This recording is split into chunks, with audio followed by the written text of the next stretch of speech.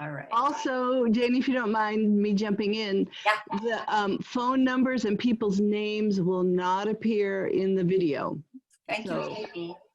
So, And again, I want to thank the Athenaeum for doing this and making this available to us, because this is a crazy time. And, Yeah.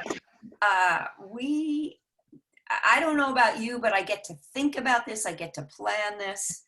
And I stay connected to the people that I see every week pretty much. So yeah, I'm pretty happy that everybody is here. And it's 10 o'clock. So right now I am going to find out how to share my screen. I want to share my screen, and I want to share the screen. There we go. Can you see the screen? Yes. Yes. Excellent. Yes. All right. So how this, I give a series of workshops, and this one is on staying safe and secure on the internet. And I'm also going to do a thing about podcasts. Now, somebody's calling me and I can't talk right now. It's one of the people that are trying to log in. What I wanted to say was this, that this is not school. You can come and go as you please. You will not hurt my feelings. I am going to try to do the things that I feel are the most important currently first. The things that really do have to do with our privacy and our security. But I also want to tell you about podcasts, because I don't know what I would do without my podcasts. My podcasts are one of the silver linings of this horrible coronavirus, because there are so many great podcasts that can distract you and also can inform you. And I know Clore, who is one of the participants in this, also loves podcasts as much as me. So, but at any point, if this is not helpful to you, you can end the session. So here we go. I am going to view this thing, and I hope you can. Did it just get bigger on your screen? Yeah. Good. Staying safe in a digital world and social media, and there are risks and rewards, and that's the thing. Everybody has a different tolerance for risk. If you have a very high tolerance for risk, right now would be a great time to buy stocks. But, and other people would not go near the stock market with a 10-foot pole. Everybody has a different tolerance for risk, and you have to apply that to the digital world as well, because there are risks and there are rewards. So last summer, the Nantucket Athenaeum lecture series had Kara Swisher, who is a reporter for the New York Times, and she was incredible. She was awesome. And she drilled it into our heads that the data, our information, is what people like Google and Facebook sell. We are the product. And media is created by what is engaging and not necessarily what is true. That's a really important, whatever is engaging is what most people will be attracted to, and likes will build up and stuff like that. It doesn't necessarily mean that it's true. And this new epic that we're in will never turn off. And basically privacy is non-existent. So it's real cheerful, right? Here we go. The basics. So the first thing that is our first line of defense is a great password. And I use this example, green horse eating cake in the rain, period. And I was flying from San Francisco back to Boston, and I sat next to this really smart kid who was finishing a master's program at Berkeley in computer science. And we were talking about passwords and stuff. And I told him what I do. And he said, well, really, the best thing you can do about passwords, you know, we've worked it out, is this. Think of a phrase that makes absolutely no sense and create a password from that. And he used this phrase. And this was about 4 years ago, and I've never forgotten this phrase. He said, well, think of like a green horse eating cake in the rain. Just think of that picture, a green horse eating cake in the rain, and create a password from that. So it would be uppercase G, lowercase h, 3. You can see how a 3 is like a backwards uppercase E. Cake could be a lowercase c. In could be a 1. The would be a lowercase t. Rain could be a lowercase r, and then you'd have a period because that's where it comes at a sentence. So you have a great password there. Uppercase G, H3, C, 1, T, R, period. What he said was it would take, since it's a nonsensical word and phrase, and it has uppercase letters, lowercase letters, numbers, and punctuation in it, it would be a very hard password to crack.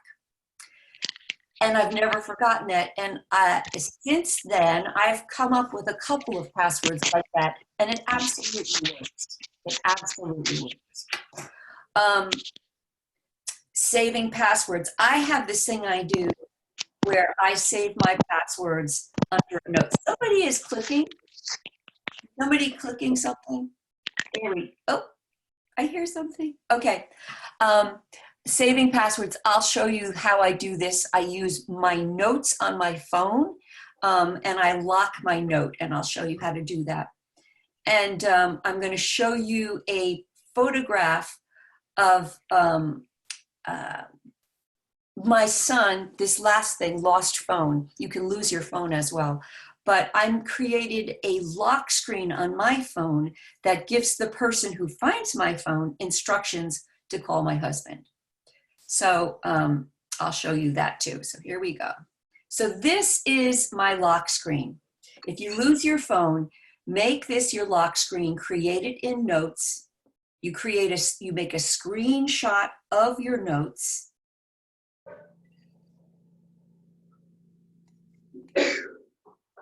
That's a good idea.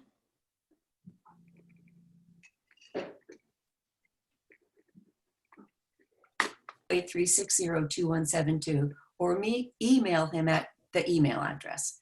So if they can't get into my phone because this is the screen that appears before your lock screen. So if my phone is sleeping, you know how your phone goes to sleep when you put it down? When I pick it up, it lights up. This is the screen you would see. So even though my phone is locked, I could show this.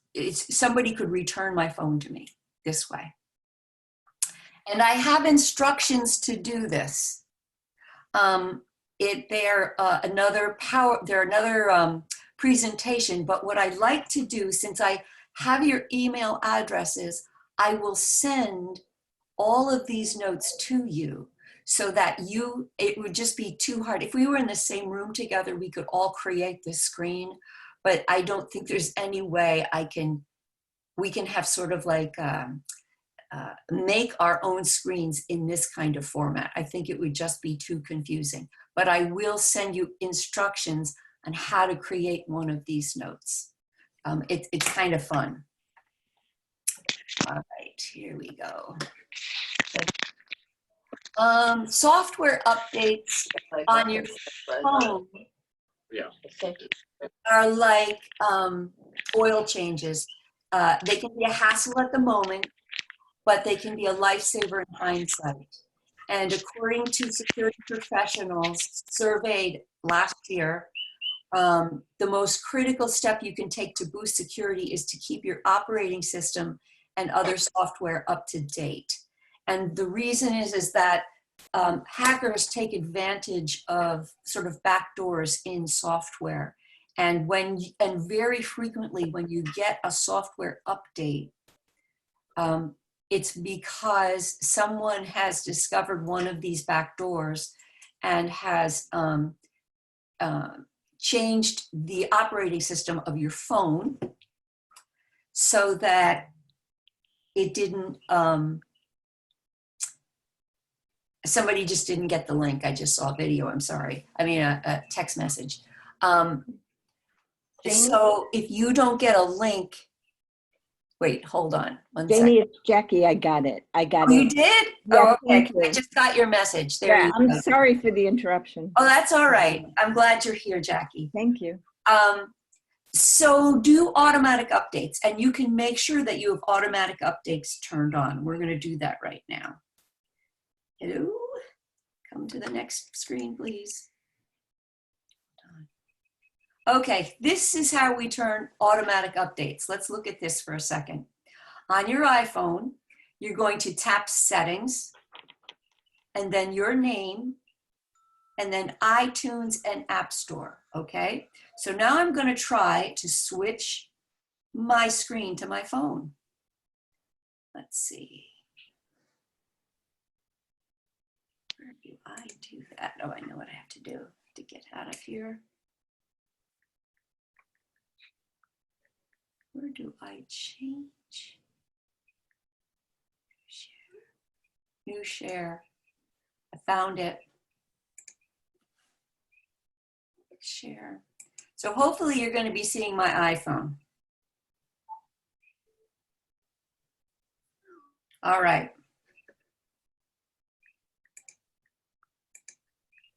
That's pretty cool. Okay, so there's my phone. All right, can you see my mouse wiggling around? Yes. Okay, so that's the settings. That's where we're going to go.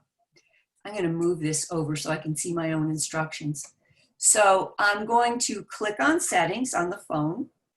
And then up on the top, see, I have this cute little, well, it's pretty disgusting picture of me. It's not even a picture. It's, I don't know, emoji. But what we're going to do is we're going to click on our name and then go down a little ways. Go down a little ways to iTunes and apps. Wait a second, where do we go? Password. Oh, wait a second, I'm in the wrong screen. Hold on. iTunes and App Store. So we're going to go to iTunes and App Store. And you can see that it says automatic downloads. Now, I don't have all my things on automatic downloads, but I do have this app updates turned on. And the reason that this says cellular data, automatic downloads is turned off because I don't want to be using cellular data to do automatic downloads. Cellular data is the stuff that you buy from your service provider, like Verizon or AT&T or what's another big one? There's Verizon, AT&T, and T-Mobile is another one that some people use. That's your service provider, and they're providing you with cellular data that you pay for. So if you have this turned on and you're not on a network, not on your Wi-Fi at home, all the updates will automatically download into your phone and you'll end up paying for that. So you only want to do, you want to turn this off so that your updates happen when you're home on your home Wi-Fi. Does that make sense? Yeah, thank you. Okay. Thank you. All right. All righty. So, just see what else. Does someone have a bird? Yeah. Okay, next one. We need to turn on two-step verification. So I can see both screens and I'm going to walk you through this. So two-step verification is when you sign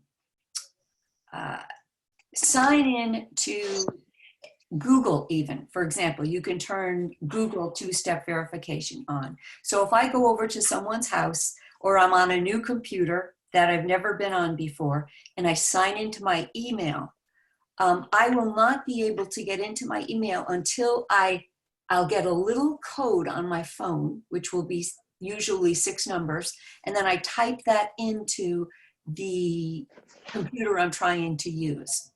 And I'll have to tell you the story that happened to me. The only time I truly got hacked was, I think I was teaching a class at the Athenaeum, and all of a sudden I got 150 emails. And they were from places I've never heard of before, and they were all similar. They were all saying things like, "Thank you for signing up for our service. We will be sending you information shortly."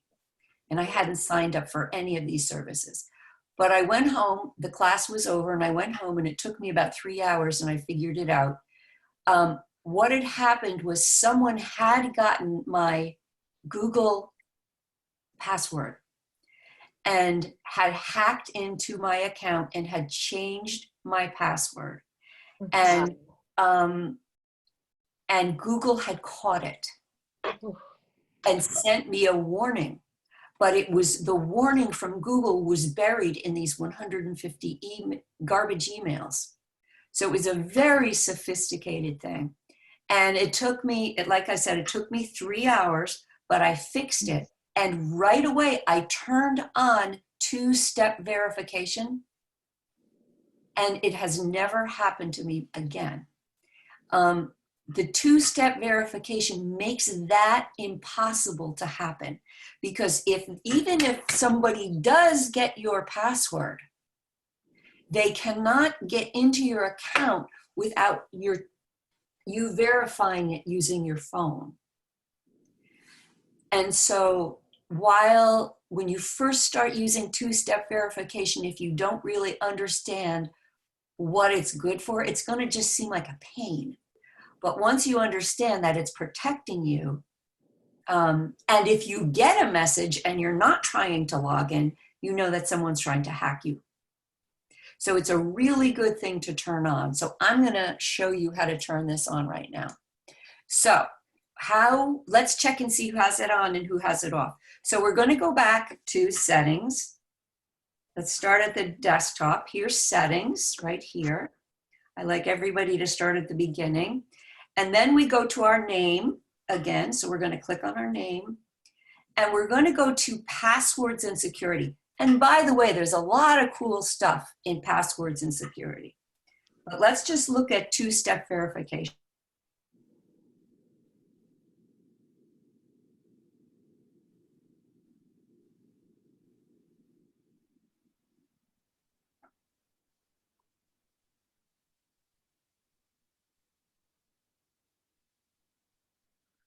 Your trusted devices and phone numbers are used to verify your identity when signing in.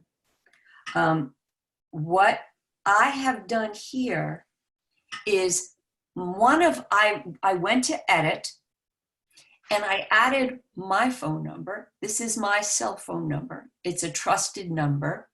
I also added my husband's.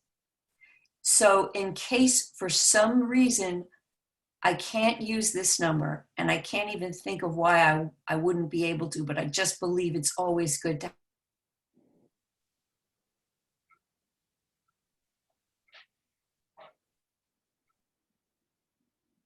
What happened? I lost you. Available. I think there would be some way I could use my husband's phone number. So I recommend that you add your phone number to this. If you turn on two-factor authentication, use your phone number, and then if you can, think of someone else's phone number that you might be able to use that you trust. Would be a good thing. All right. Is there anything else here? Okay. Any questions with this so far? All right, here we go. Next. Okay, I'm going to change the screen again. Here we go.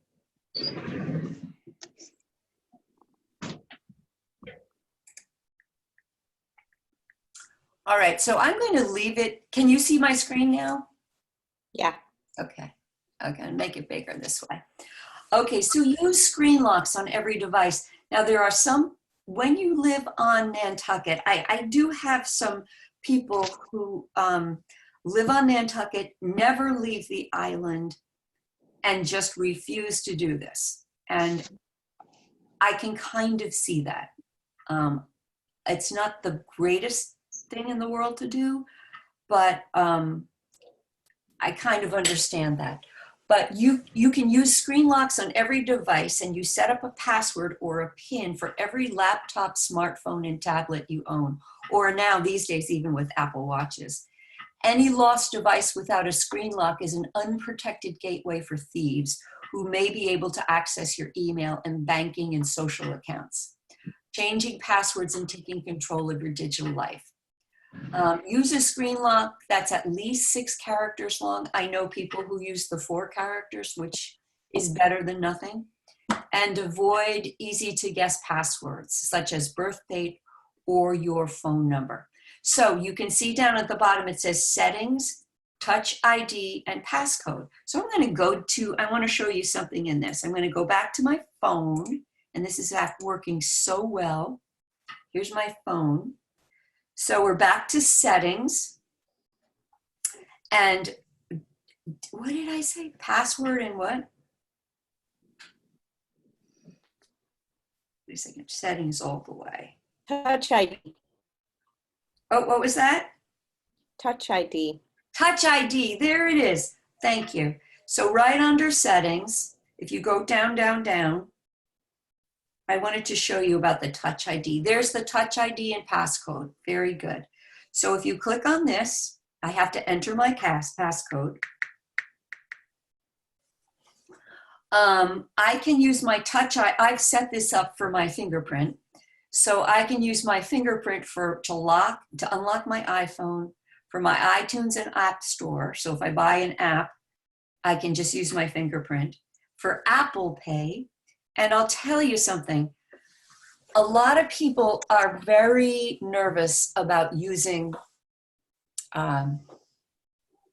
making payments online. I mean, a lot of the younger people I know use Venmo.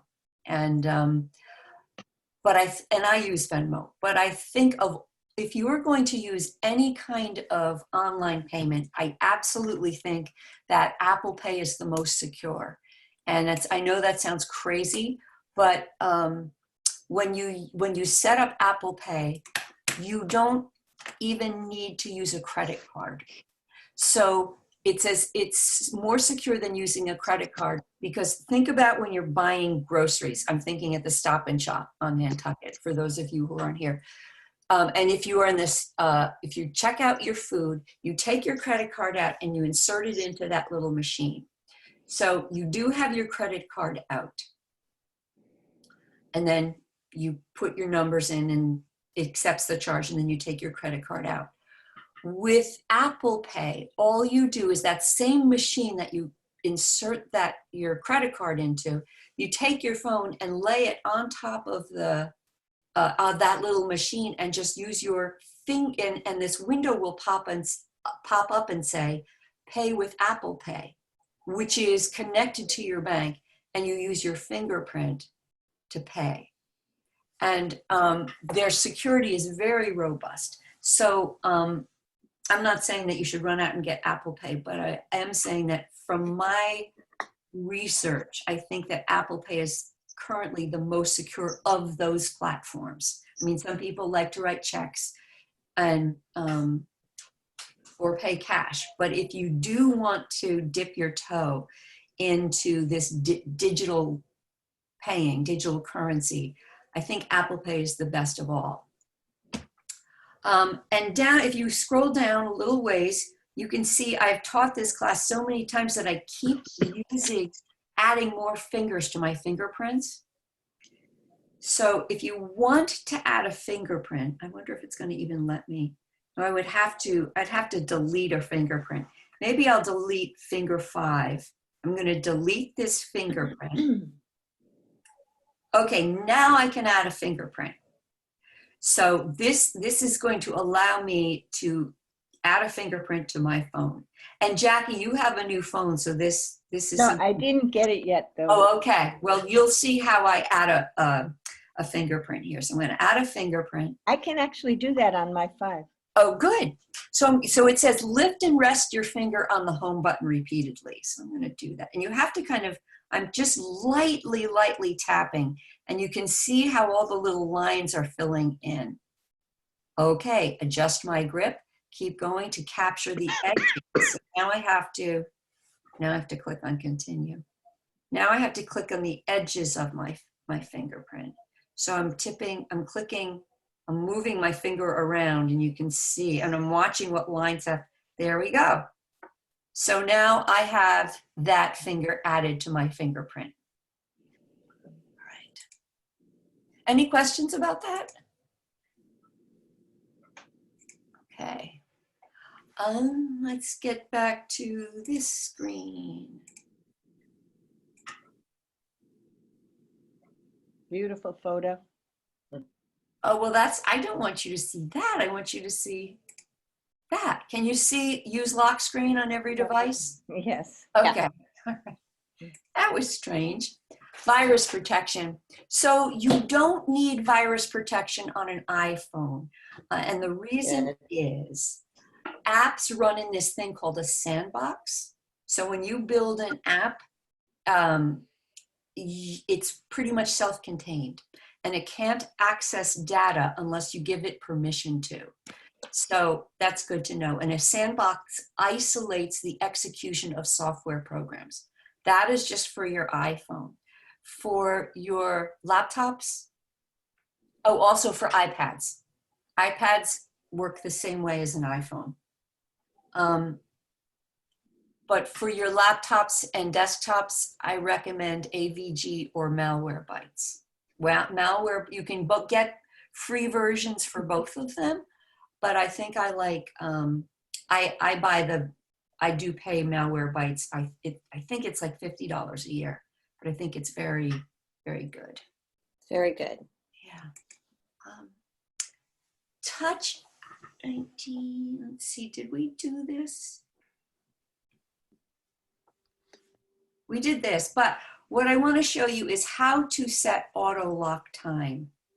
This is a good one. So we're going to launch settings from the home screen, tap on display and brightness, and then we're going to tap auto lock, and then we decide how many minutes we want that. So let's go back to my iPhone, and there's my iPhone. We're going to go back. There we are at the home screen, and we're going to go down to display and brightness. There's display and brightness. And if we go down, take the swish down, you can see auto lock. And I have my auto lock set to 3 minutes. If you click on this, you can see you can set it for anywhere from 30 seconds to never. Now, if you set it on never, your batteries are going to run down really fast, but your phone will never go to sleep. If you set it on 30 seconds, it's going to be really annoying, because every single time you put your phone down for 30 seconds, it's going to go to sleep, and that's going to be annoying. So I think 2 to 3 minutes is a nice midpoint for most people. Also, it's good for security, because if you do put your phone down and you walk away, it will automatically lock. And you can do the same exact thing for an iPad. It works exactly the same way. I'm going to go back to this and see what is next. Let me just check and see what's next. Settings. Oh, okay. Yeah, I need to show you this. So the only place I've ever seen this are in the movies. It's in a spy movie when there is the spy and the spy takes the other spy's phone and plugs something in. You know the little USB. Can you see my face, by the way? Yes. Yeah. Okay. Yes. You know this little thing that you plug in to charge your phone Yeah. Yeah. down here? Well, there are devices that you can plug into, this is called a lightning connector, that apparently can hack. You plug these devices into your phone and hack into your phone. So you can turn that functionality on and off. And this is how you do it. This is step 2. So what we're going to do is I'm going to show you this on this presentation, and then we'll go into my phone. I can't show you them both at the same time. So under settings, find Touch ID and Passcode. I hope you have your phone in your hand. So go down to Touch ID and Passcode. It's under Siri and search. And then to put my number in. And then scroll down all the way to where it says USB accessories. And if you find that, you can turn that on and off. Now I'm going to switch to my phone. Here comes my phone. Here comes my phone. So I'm in settings, Touch ID and Passcode, and I scroll down to this one, USB accessories. Turn off to prevent USB accessories from connecting when your iPhone has been locked for more than an hour. I don't have it turned on now. I mean, I have it. I don't have it turned off now because I'm on Nantucket and obviously nobody's traveling anywhere. If I was traveling, I would turn this off. Turn the USB accessories off. Off if I was traveling. Because if your phone got lost and this was on, someone could use one of those fancy devices that I honestly don't understand to theoretically hack your phone. Hey, Jane. Yes. Janie, good morning. Tom Hi, Tom. Athen. Hi. On the old i6s, which is what I have, it has the reverse message. What does it say, Tom? Mine says unlock iPhone. If you turn it on, it unlocks the iPhone to allow USB accessories to connect when it has been down for more than an hour. Oh, well, it's saying the same thing, right? It is saying the same thing from the other direction, right? Yeah. So you know what happened, I think, Tom? I think that people started to really get concerned with their privacy and security. Right. And so they reworded it. Hmm. What do you think? Yeah, no, I agree with that. So Janie, explain, because I'm on my 5 and I see everything you're doing. Why do we want this on now and off when we're traveling?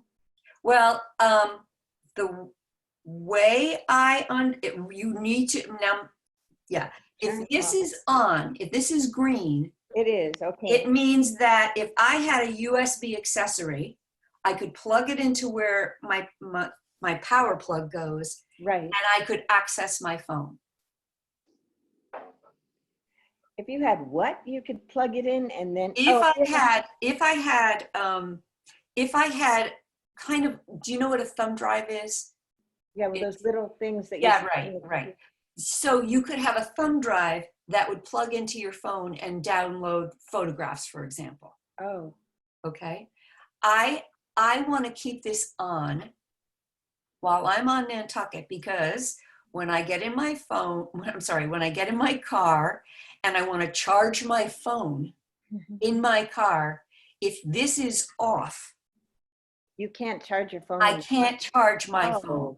That would be a problem. I do that all the time. All right. Yeah. If I'm traveling, this is how I'm going to travel, just like this. But Okay. if I'm not traveling, this is, Okay. Got it. does that help? Yep. Okay.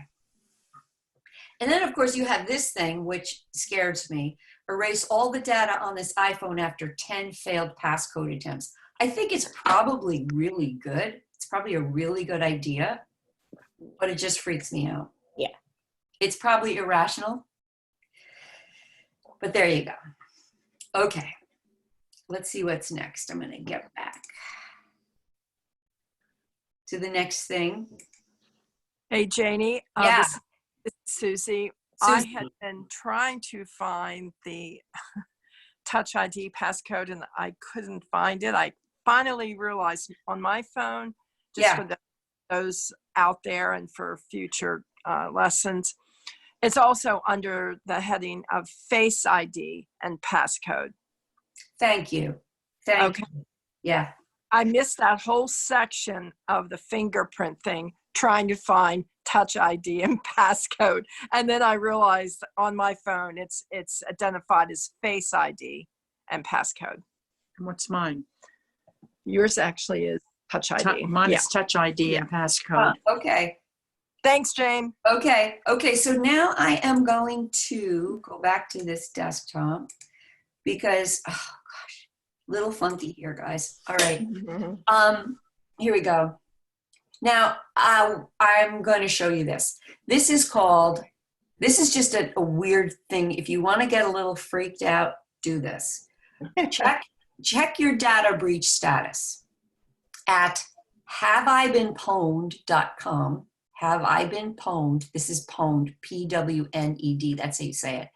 You can check your email addresses and usernames against lists from 120 known breaches at companies including Adobe, LinkedIn, and Snapchat. You'll need to register to check the full database. If your name pops up, change the password for the compromised account and any other site where you were using the same password. Bonus tips. Pros pronounce pwned as pwned, not pawned.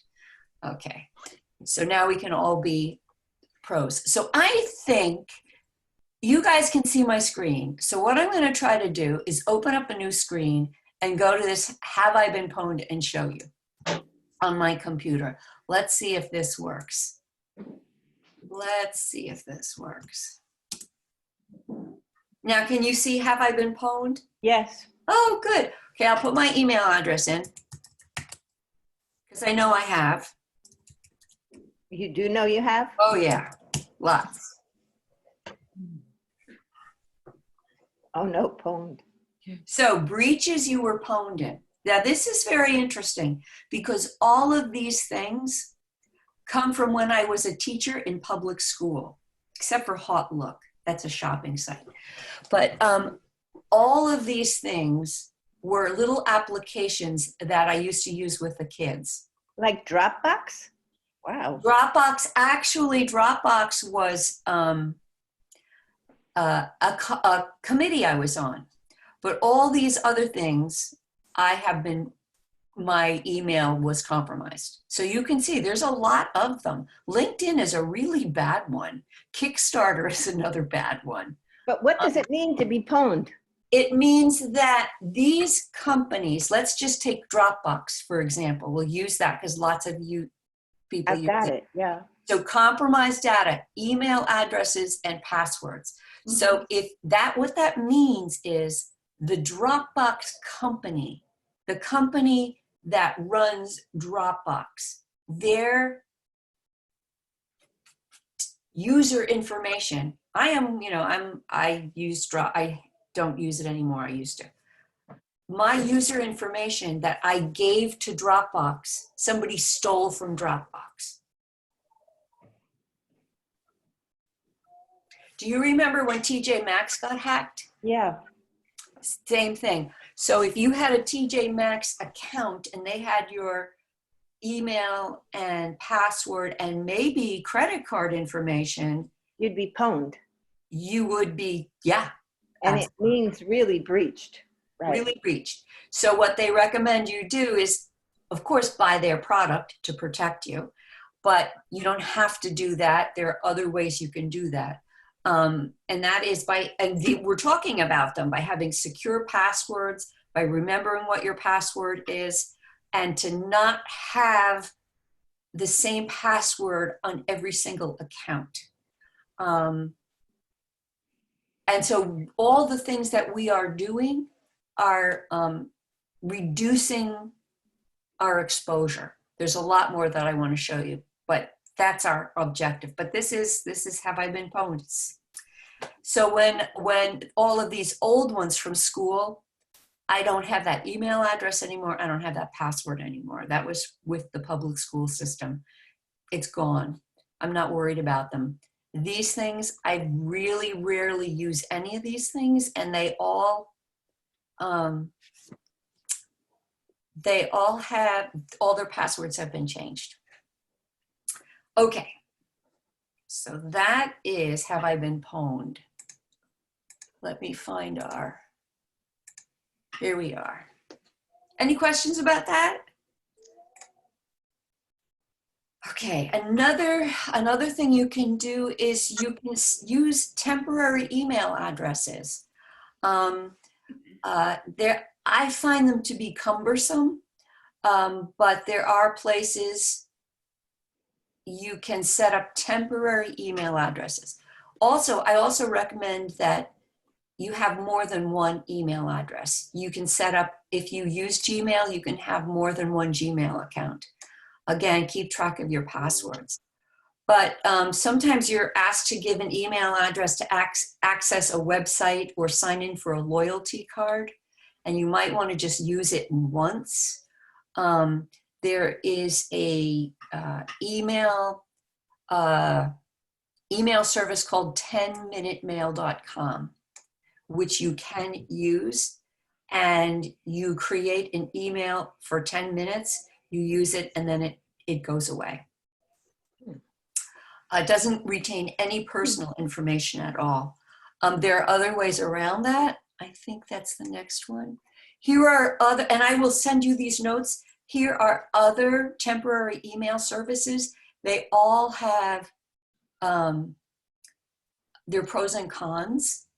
And right here where it says use a temporary email address, if you click on this, actually, I think I can probably do that and show this to you. I hope I don't lose you. Open link in new tab, let's see. So this is where I found this in LifeWire, and I'll just show this to you. So here is one temporary email address that you can use, Spam Gourmet. Interesting name. So these people have reviewed Spam Gourmet, and what they like about it is it's a brief learning curve, meaning it's easy to know about. Email limit specified, which means you probably can only write so many emails. An advanced mode for trusted senders and watchwords. Well, what they don't like about it, some merchants won't accept orders from a Spam Gourmet address. Account registration required. So if you did this account registration, you would be trusting Spam Gourmet with more personal information. And lists only the last 3 eaten, not sent to you messages for an address. Not sure what that means. What do you think that means? Eaten.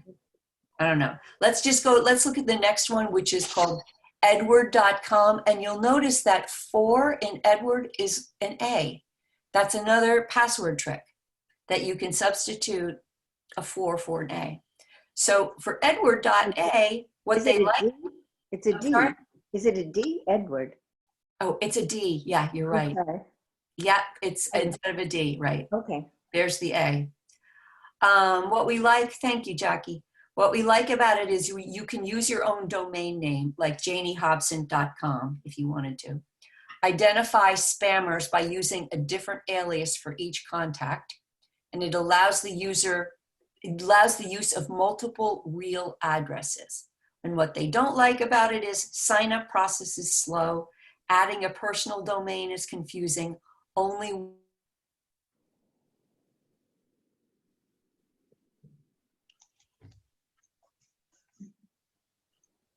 Janie, we just lost your voice. Yeah. Jane? Oh, there's one, Jetables. Okay, so I'm gonna go back to here. Where is it? Here it is. So any questions about temporary email addresses? Okay.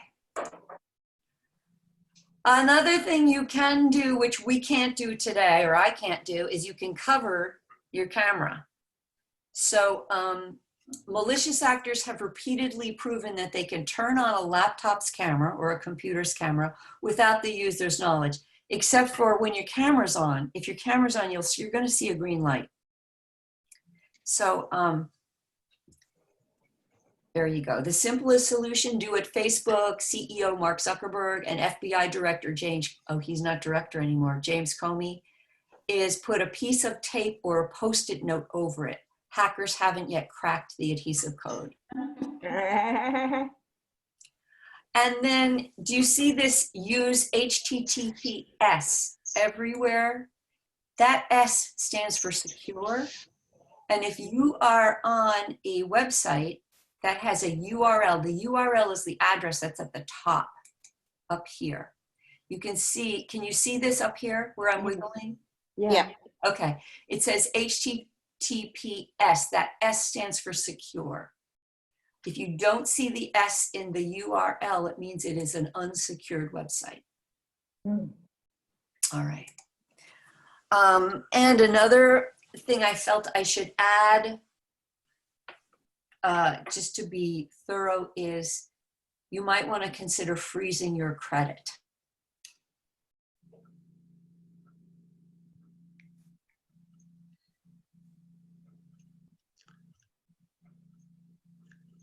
Where'd you go? I can't hear you. Than I thought it would be. So it's another good idea to do. Janie, just for your information, you're going in and out on sound. I am. Yeah. Yeah, just recently in the last 5 minutes. Okay, I'm going to close some windows then.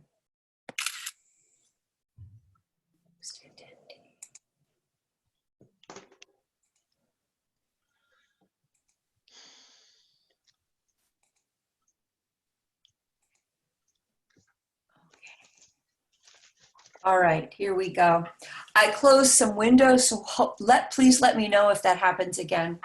Thank you. Turn off, oh, here's a good one. Turn off location tracking in apps. Mobile apps can extract your whereabouts from your phone. Unless you need it, selectively decide whether individual apps can access that data. On iPhones, go to Settings, then Privacy, then Location Services. Okay, so that's what we're going to do. iPhones, go to Settings, then Privacy, then Location Settings. So I'm going to go there.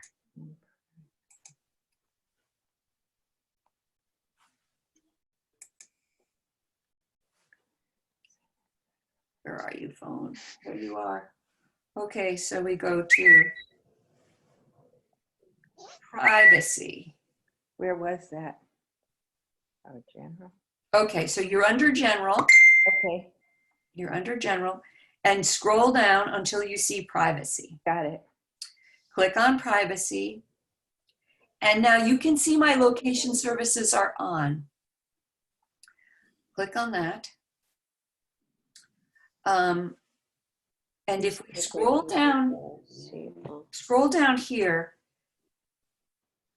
these are the apps that use location services. And let's take AccuWeather, for example. If I click on AccuWeather, I'm going to have some choices. I could never allow AccuWeather to know where I was. I could allow AccuWeather to ask the next time I want it. I could allow AccuWeather to know where I am when I'm using it. Or I can allow AccuWeather to know when I'm using it all the time, even if it's turned off. Now, I don't know about you, but I don't want AccuWeather to know where I am all the time. But I do know I don't want to have to If I use never, what that means is if I opened up AccuWeather, every time I was on Nantucket, I would have to type in Nantucket to get the weather forecast. This ask next time would be the next time I used AccuWeather, I would have to type in Nantucket. I like this for most things, excuse me, because it doesn't know where I am when I'm not, when I don't open it up. It only knows where I am, it only turns on location services when I'm using it. And I think for an app like AccuWeather, that's kind of what you want. Joni, I've lost, I'm sorry, I went into general, but Okay. I couldn't find where you were after that. All right, let's go back. So here we are in our main settings. Right. Okay, so we're going to scroll down to privacy. I Oh, think. I'm sorry, I was in general. All right. Let's go to privacy. Let's see if this is right, Tom. Privacy, yeah, it is. And then up at the top, you see location services, and it's either on or off, Tom. Okay, click on that. And then if you scroll down, you'll see your apps. And I can see that most of my apps show while using. Right. This AWD, I even forget what that is, I have set for ask. So if I open up this app, I can't even remember what it is, it will ask me, do you want this app to use your location, to know your location? I want to see if there's anything else that I know. Oh, I have City Mobile. That's my credit card. Ask me if I want them to follow me. Clips, I have never. And everything else.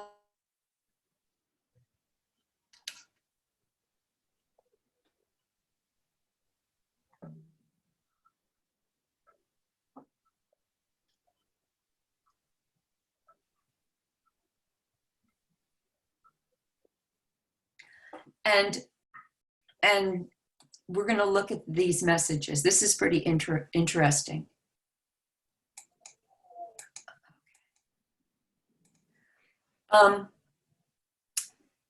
So above system services, I have a little hollow purple arrow.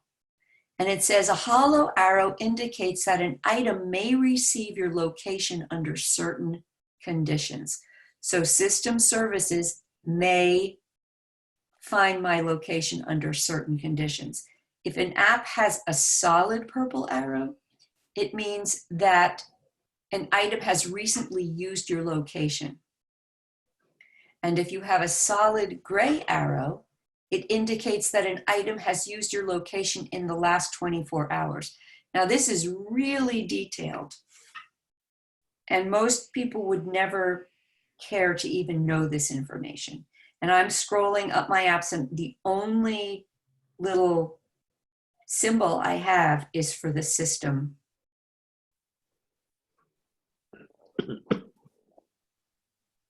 All the way down, the system services. I'm going to look in system services just to see what it is.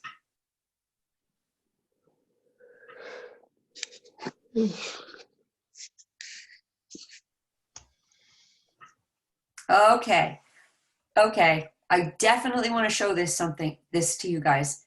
Under does everybody see system services? Yes. Yeah. Okay. Do you see this significant locations and it's on? Mhm. Yeah. And there's this solid arrow. It means it's been using it. Okay. This is kind of scary. If you click on significant locations, I'm going to have to use my Touch ID to get in.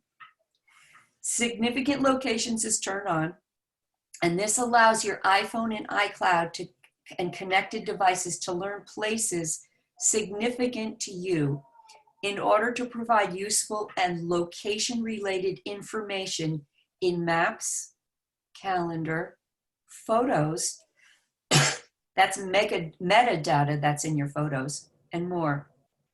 Significant locations are end-to-end encrypted and cannot be read by Apple. Okay.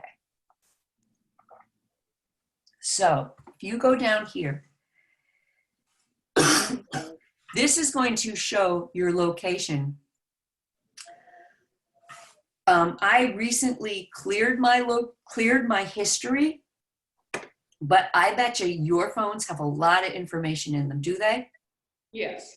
Yeah. You can clear your history. I have on Nantucket, Massachusetts, I have 3 locations, which I'm going to check out. Sparks Avenue, that must be Stop and Shop, Nantucket Road, and Cambridge Street. I'm going to go back, and you can clear your history if you want, which I'll clear my history. And there you go. It's just a little shocking when you see how your phone can track you.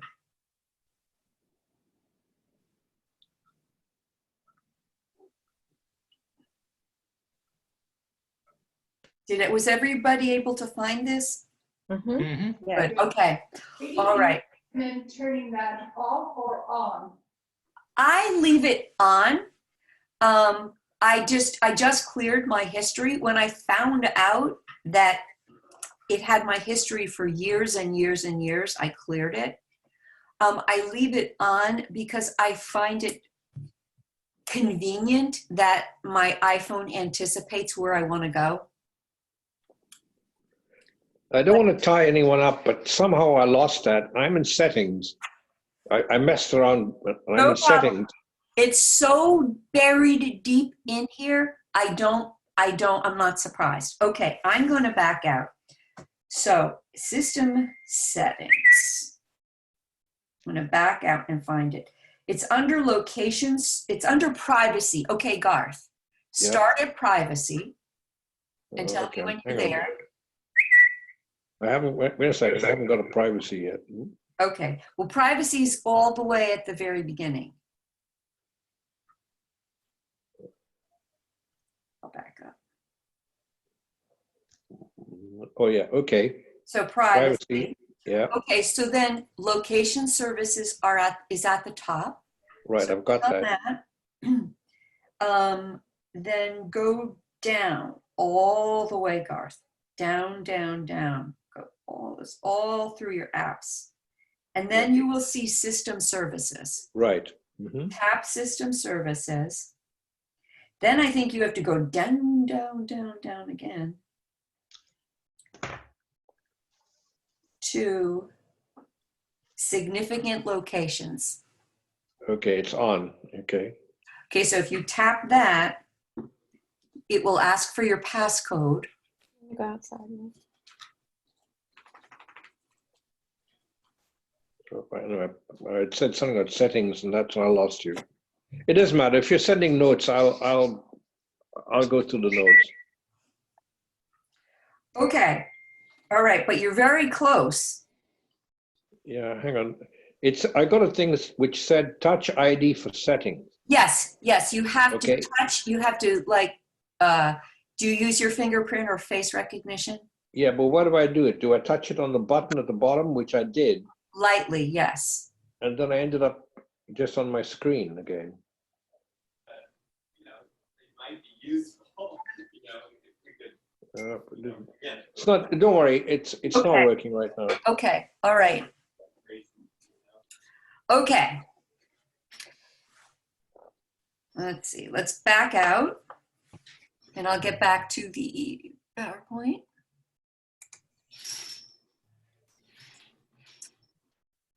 So we did that.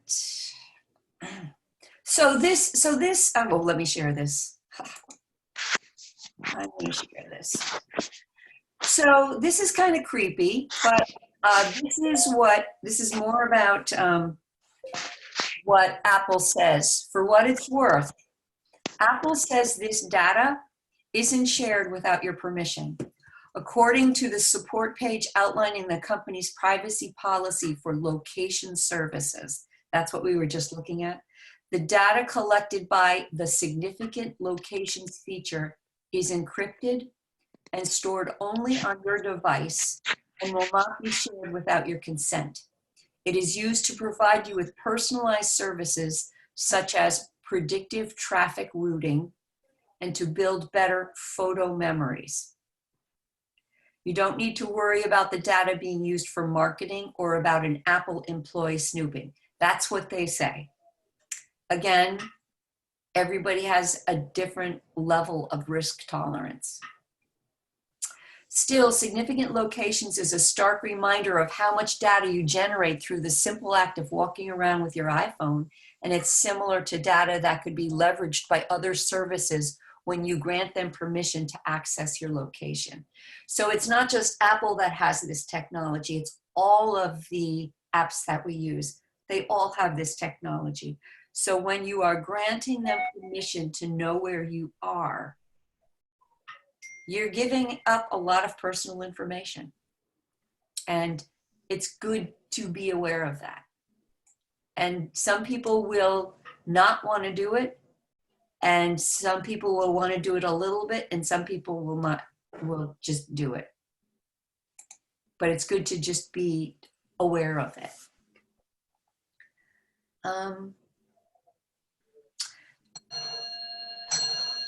somebody's got a clock. Check out the Look Me Up settings. Apps that have requested permission to look you up by your Apple ID will appear here. People who look you up will see your first and last name. That's all they will see. So I never have anybody look me up, which is great, but we can all check it out. We're going to go to Settings, to iCloud, to Look Me Up at the bottom, just to see if anybody's looking you up. So I'm going to switch over to my phone, Settings, iCloud, Look Me Up. We can all remember that. Share. So we're on Settings, and then up on the top is iCloud over here.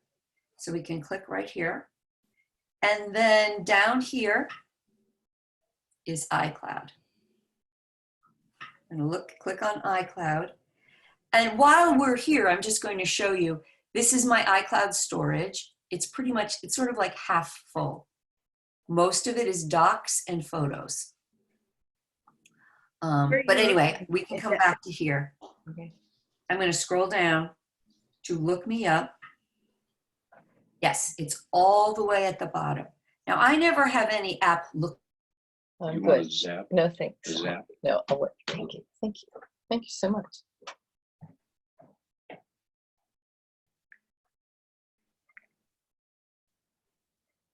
Got it, Jane. Okay, guess not. All right.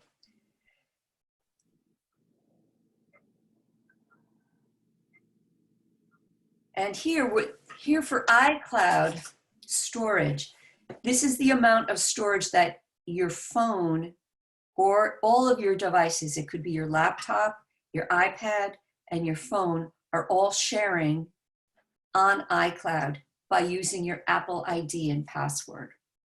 And you can see that I think I pay $2 a month for more storage space on iCloud. Yeah. Most of mine is, in fact, almost all of it is just in backups. How do I get rid of that? You might not want to. Are they backups just for the iCloud or backups for other apps?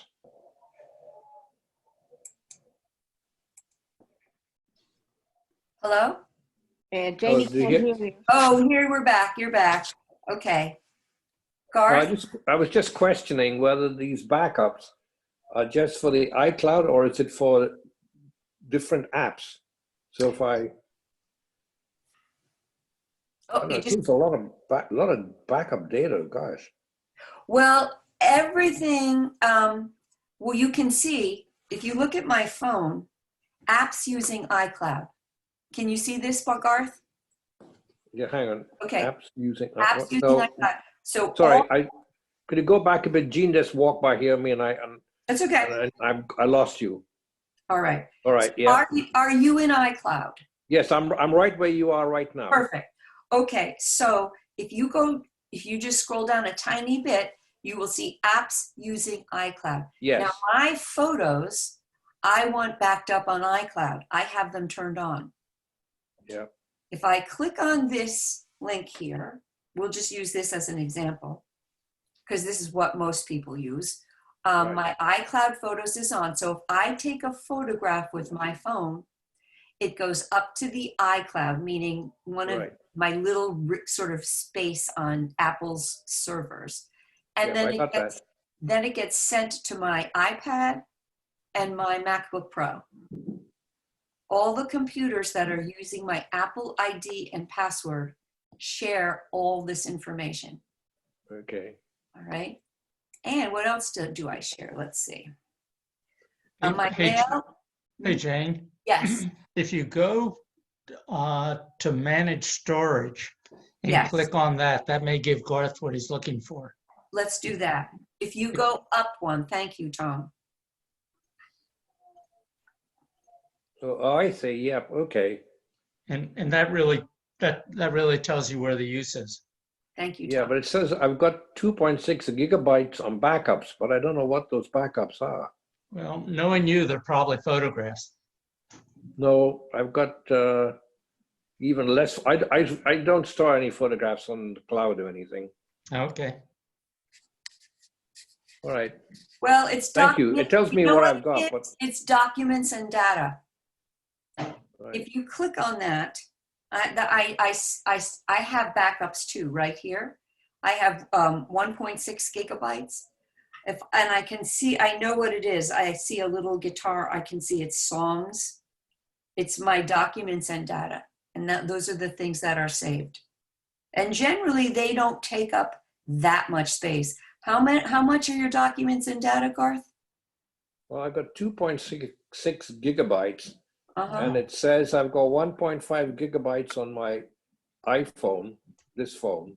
Okay, scroll and then down. I've got 1.2 on iPad. Okay, if you scroll down, you will see the documents they're talking about. Yeah, that's what I'm looking at. Yeah. And it says last backup, and then it says backup size. Oh, Uh-huh. okay. Choose which data to backup. All right, good. I think I know what that is. Okay. Okay, good. All right. Backup a heck of a lot of stuff, that's for sure. Yeah, just be very careful when you delete stuff, because sometimes because when it gets deleted, well, this is a good thing for everybody to know. When you delete something on your iPhone, it will delete from your iCloud as well, but in your iCloud, it will remain in a deleted folder for 30 days. So let's say you deleted 500 photographs that you thought were backed up in another place, but they weren't. Then you discovered they weren't. If you catch that error within 30 days, you can go into your iCloud account, then go into your deleted folder and retrieve what you previously deleted. But you have to do it within 30 days. Okay. All right. Let's see, what else do we have?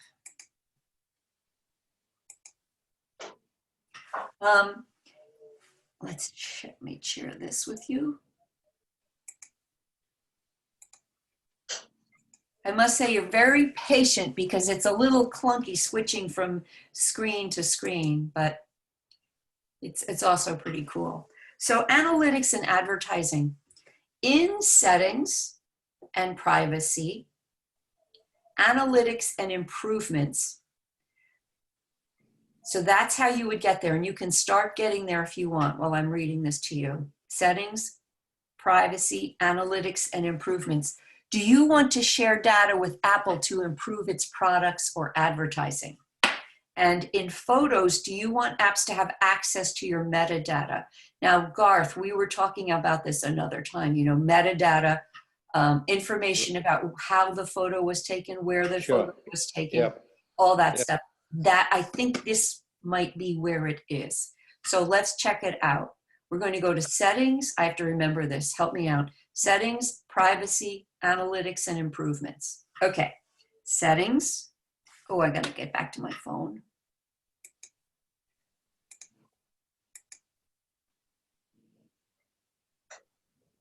Okay, so here we are. Settings, Privacy.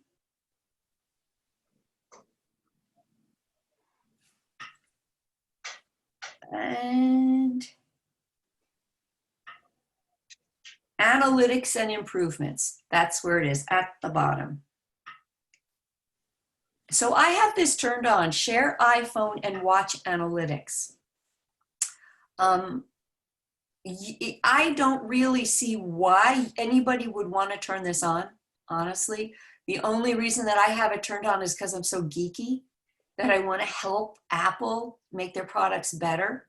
But if I am advising people, I would say, no, you don't really need to share it. Why do you want to share it? Analytics data. Let's take a look at that. I'm going to click on Analytics data. And I don't even know what this is. Does anybody have a guess? No.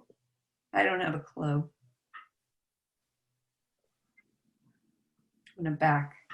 Okay. Then underneath it, it tells us, help Apple improve its products and services by automatically sending daily diagnostic and usage data. Data may include location information. Analytics uses wireless data. Again, I don't know why anybody would have that turned on unless they were super geeky.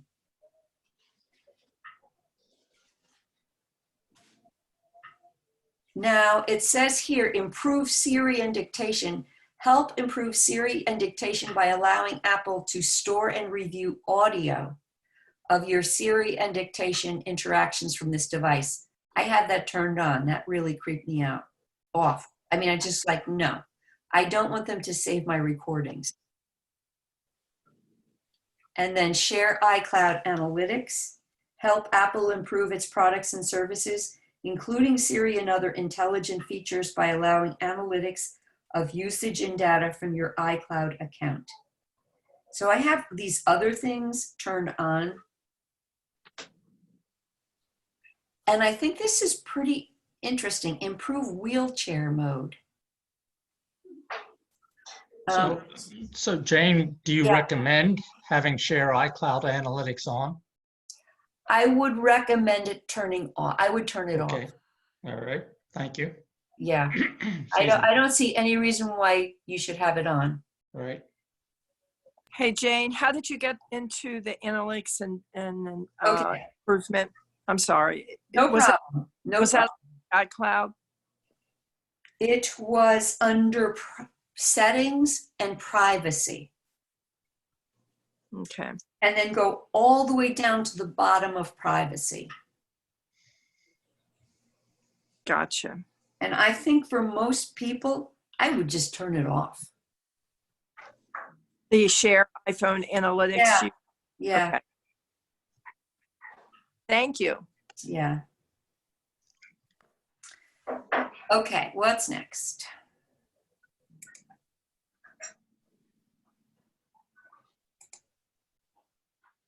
Oh, this is a really good one. Okay. I got really excited when I found this. All right. Do most of you use Gmail? Yeah, No, yeah. I don't. Okay. I- Okay. So some of you do. Even if you do not use Gmail, if you use a different kind of email, I'm sure there's a way that you can do this. I just want to make sure I'm sharing this. Yes. So if you can see my whole screen, do you see where my mouse is wiggling in the upper right-hand corner of my screen, and there's a little tiny picture of myself? Mhm. You see that? Okay. So that is my Google account profile picture. If you don't have a photo of yourself, you probably have a letter of your first name or something like that. This is the Google account profile picture. And you can do a lot of stuff from this on a computer. I'm going to show it to you first on a computer. I'm going to click on this, and it says manage your Google account. We're going to click on this. And this is where now can you see my welcome, Janie Hobson Dupont? Yes. Okay. So this is where you control your privacy and personalization in Google. Manage your data and personalization. And also, if you look over on the left-hand side, you can see security too. So these are good things to know how to adjust on your laptop. I'm going to show you now how to do it on your phone. So I'm going to go back to this, and I'm going to show this picture to you first. So when I go to my phone, I'm going to find this little picture of myself, your little Google photo, and then you'll find a button that says Google account, and I'm going to show you how to turn on incognito mode, which will let you use Google on your phone with no one being able to track you or to collect personal information about you. So I'm going to go to my phone now. All right, phone. Here's my phone. And this is my Google folder. This is where all my Google stuff is. It's all my Google apps. I'm going to click on this. And lots of people use Google Photos, Google Drive, Google Docs. There's plain old Google. Here's my Gmail, Chrome, Google Translate is amazing, and my Google Files. If I go to Google, up here, you see, here's my little picture. And this will be the same for an iPad as well. Here's my little picture. If I click on that, here's my Google account. But this is where you could turn on incognito mode, and it makes surfing it kind of like hides you when you're surfing. If I click on my Google account button here, this is where I could update my photo or take it away, sign in and security, control your password and account access settings, personal info and privacy, manage visibility settings and the data used for personalization, and account preferences, which is language. And you can even delete your Google account from here. So I did a class on your Google legacy, like your digital legacy, what happens when you die to all your digital stuff. Well, you can set your Google account to self-delete after a certain amount of time of inactivity, say 2 years. That's where you would do that. Jane, I have a question. Yeah. Crazy question that as you're deep into this, but how did you get to the page that had your picture that you clicked on? Like, did you have to go to the Google homepage? I have a folder that's got Google Maps, Photos, and one other thing, but it's not a main page. You know what I mean? Do you? Yes. Okay. So let's do that. Let's go back to on our desktop. On our screen, on our phone. Yeah, that's right. I have Google Maps, Google Photos, and Gmail, but I don't have any just general home. Okay. Watch this, Jackie. Good question. So I'm going to click on, where's my Gmail? Here's my Gmail right here. Right. Okay, you have Gmail, right? Yep. So I'm going to click on my Gmail. There's my picture. What do you have up there, Jackie? Okay. Wait, it's just coming. I think it's just around. Does it just say a J? Yeah. Yeah. I added my picture. So if you It's click like on a your J. J, Okay. you will get, this is where you Got it. Okay. pull all your Google stuff. So you can enter through any one of their apps. Yes, Okay. yes, that's exactly right. Yep. Anywhere you see your J. Okay. Yep. Yes. Thank you. All right. Let's see.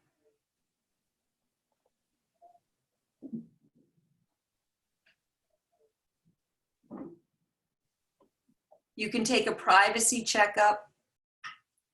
I just want to see if there's anything I really want to highlight.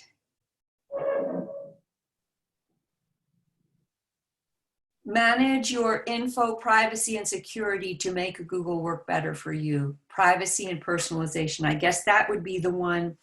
That would be the one we should take a look at. Manage your data and personalization. And this, I don't want to do this now, but you can take a privacy checkup.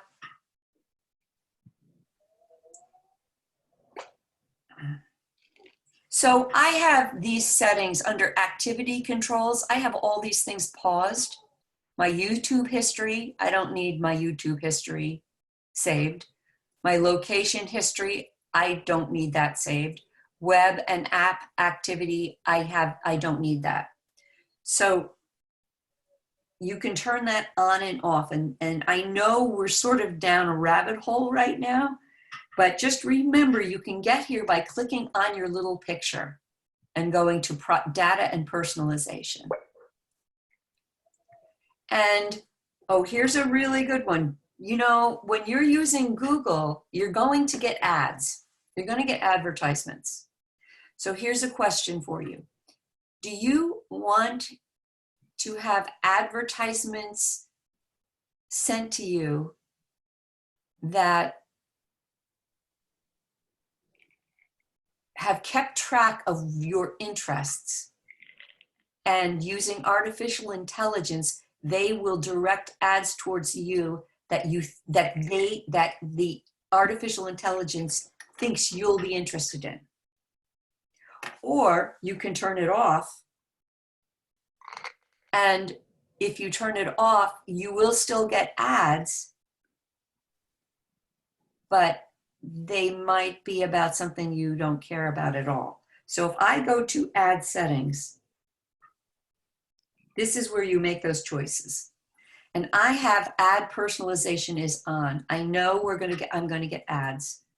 So I figured I might as well get ads that may be interesting to me. Does that make sense to you? Yes. Okay. All right. Oh, and look at this down at the bottom. They know I'm over 65. They know I'm a female, and they know I live in Massachusetts. How about that? Pretty much. Yeah, this is kind of creepy. But I've turned off 9 of them. I've turned off 9 other things, which I'm even scared to open up in front of the class. All right. So this is just Google, but this gives you an idea of how all of these things are set up. They're all set up pretty much the same way. That's just Google. But there's always some preferences in any of these apps that you can go to and check the settings. All right, let's see what's next.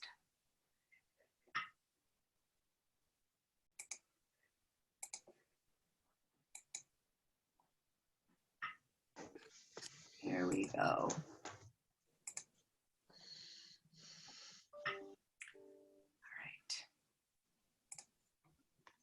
No, I don't want to do that. I did that.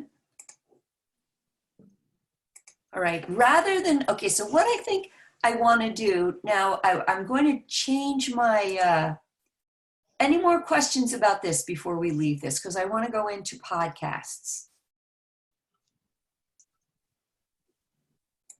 All right.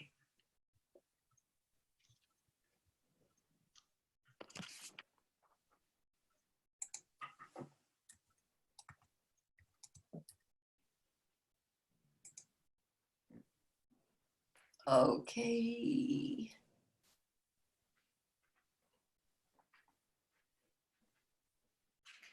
Where are the podcasts?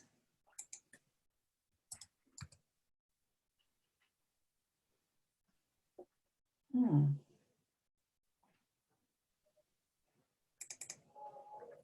it here.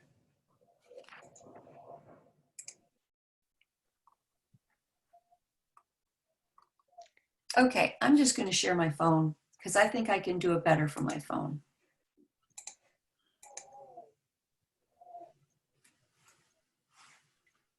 Okay. So on my phone, I have these little gray squares, and these are folders.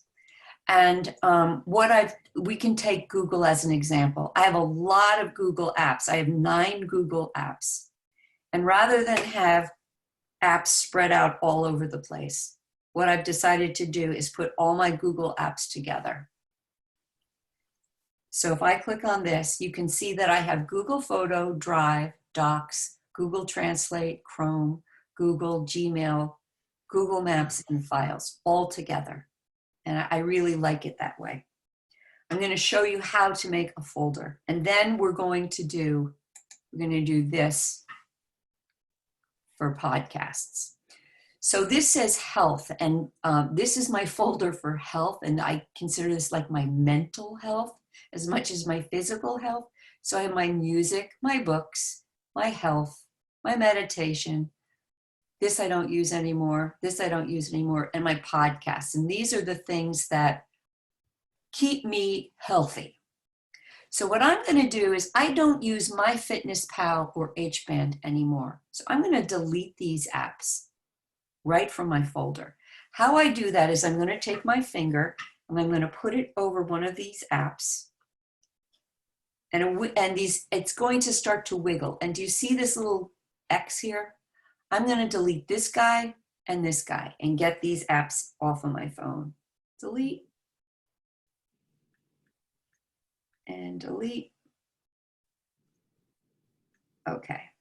Now to stop the wiggling, I have an 8+, my phone is an 8+, so I still have a home button. I'm going to tap the home button and that goes away. So that's my health folder.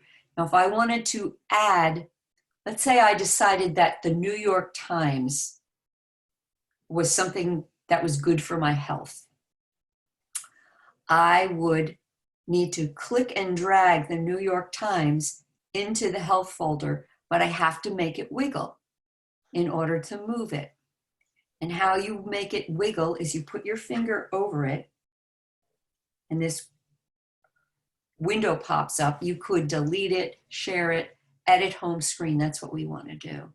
Or go right and open top stories in New York Times. But I'm going to edit the home screen. That's the one I'm going to do. Now they're wiggling. So now I'm going to move this into health, which is going to drive me crazy. But I'm going to show you how to do it.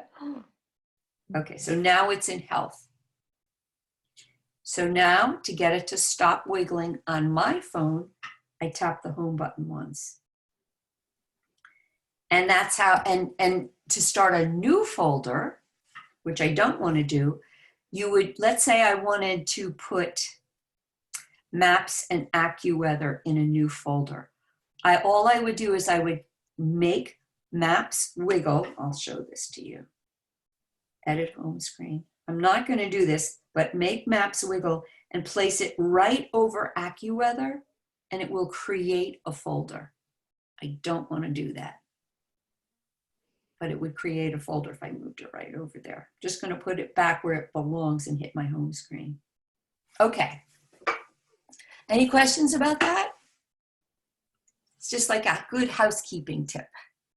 So let's do podcasts. And if you guys use podcasts, you know, don't feel like you have to hang around. It's perfectly fine if you want to leave.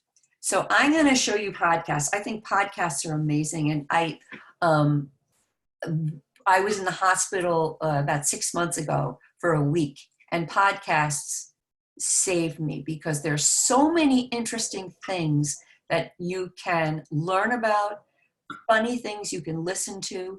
Podcasts are just the greatest, and they're free. So so everybody has this podcast icon. Your phone comes with this. Can everybody find their podcast icon? Yes. All right. So if you click on podcasts, this is how my podcasts are set up. Now let's look down at the bottom first. This is Listen Now, Library, Browse, and Search. What I'd like to show you first is Browse. Imagine you're going into a bookstore. And if you click on Browse, it shows you, gives you suggestions of podcasts that you might or might not be interested in. This is just like walking through a bookstore. So that is Browse. If somebody, do you see Search? We're going to go to Search next. If somebody says, I want to find a podcast about gardening. Oh, you're going to have to make sure that it's in all podcasts and not your library. So I want to find podcasts. I have no podcasts about gardening. So I'm going to type in gardening.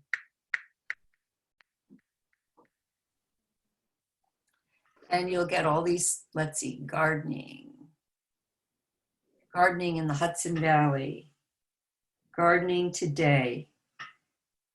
I'm gonna click on gardening show. I have no idea of what it is. I'm gonna click on gardening show and see what comes up. So these are all podcasts about gardens. It looks like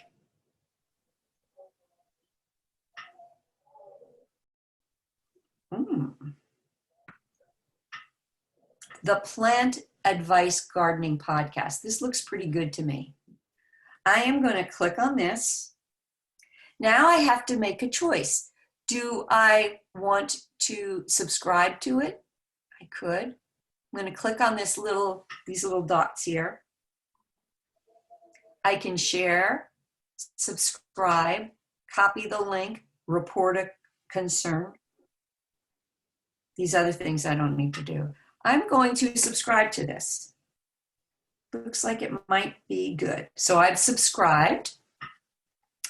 And now I think I want to listen to an episode. Jane, So what did you do to subscribe? You pushed what? subscribe. There's a little, Okay, got it. Okay. yeah. And then it says underneath here, subscribe. So I'm subscribed to it. Oh, this is Plan Advice from the UK. I'm just seeing that now, but that's okay. I'm going to click on this.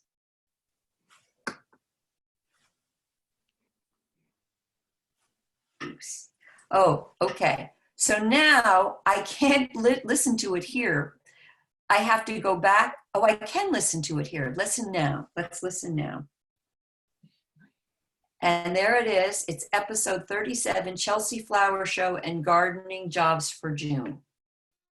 So if I click on this. This is the Plant Advice Gardening Podcast, episode 37, the Chelsea Flower Show 2017 and Gardening Jobs and Plants of Interest for June. So I could listen to that. I want to share with you some of my favorite podcasts, as evidenced by this. I love The Daily from the New York Times. I guess it's rated the most popular podcast currently. The Daily is a very popular one. Hidden Brain is from NPR, and I like to listen to a lot of NPR podcasts. Hidden Brain is really, really great. Shortwave, if you're interested in science stuff. Invisibilia is great. Family Secrets is a new one I just started listening to. NPR Coronavirus Daily. There's just an unlimited amount of great podcasts out there. Are these all free, Jane? They're all free. Oh, I also want to highly recommend The Moth. I can't even think of a person that wouldn't enjoy The Moth. It's a storytelling app. It's just fantastic. And then they are suggesting these other podcasts that I might be interested in. So if you look down here, we can listen now. This is my library. These are my current shows that I have subscribed to. So I have a lot of them. Now let me find one that I might want to unsubscribe to. I don't know why he keeps coming up. I want to unsubscribe to him. I don't like him. So I'm going to click on his. Oh, I'm not subscribed. But if I was, I think this little button would say unsubscribe. Oh, got it. Yeah. Yeah.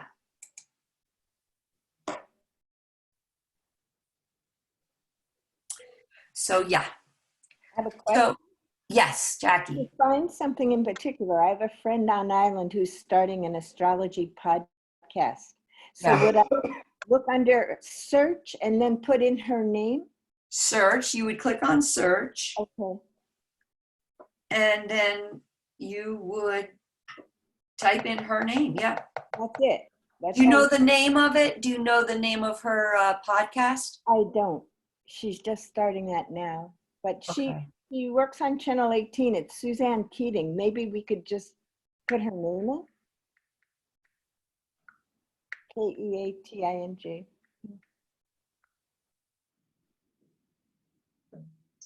Doesn't look like yet. Okay, that's why I guess I don't know the name of it. But that's how easy it is to find Yes. someone. Yes. Okay, so that's what I wanted to tell you about podcasts, but Janie, you're dead. You're quiet. mic's on. There you go. Hey, Jane, Tom, hi. Hi, Tom. Quick favor, what does the iPod icon look like? Yes, okay. Good question. I think I spent too much time in the business world. I never got it. Okay, if you don't have it, that's all right. Watch how you get it. So we're going to go to the App Store. Okay, that's what I I'm thought. going to click on the App Store. And what we're going to do is we're going to go down to the little search magnifier. And I'm just going, and this is what I think you should type in. Apple Podcast. Okay, I got it. I did find it that way, but I wasn't sure that I had the right one. Well, this is interesting. This is a really good point, Tom, because the stuff that comes up at the top, it's an ad that Audible Books has paid for to show up at the top. Right. So frequently, somebody will type something in and it won't be what they're looking for, but they will open the first thing they see. So if I scroll down here, that's what Apple Podcasts looks like. Okay. Thank you. Oh, it's okay. Any other questions? That was really good. Thank you, Jane. Oh, you're Yeah. welcome. Thank you. Thank you. It was wonderful. Oh, you're welcome. You Yeah. are welcome. Fantastic session. Thank you so much. Yes, thanks, Judy. Yeah. Thanks, Jane. Stay safe. Thank you Yes, thanks very much. so much. All right, everybody. It's you. good to see your faces. Okay. An amazing service, Janie. Thank you. Thank Oh, you. you're welcome. Thanks. Thanks, everybody. Bye. Bye.